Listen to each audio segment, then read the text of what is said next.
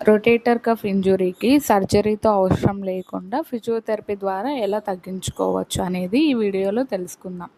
మైల్డ్‌గా అయితే ఫిజియోథెరపీతో అయిపోతుంది. లేదు సివియర్‌గా ఉందంటే ఖచ్చితంగా సర్జరీ చేయాలి.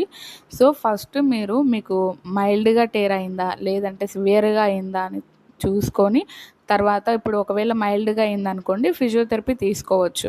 ఫిజియోథెరపీలో మీకు ఎక్సర్సైజ్ చేపిస్తారు. మీకు పెయిన్ తగ్గడానికి ఛాన్స్ ఉంటుంది. అలాగే మీకు స్ట్రెంథెనింగ్ ఎక్సర్సైజ్ చేపిస్తారు. లేదు సివియర్‌గా టేర్ అయిందంటే ఖచ్చితంగా సర్జరీ మాత్రమే చేపించుకోవాలి.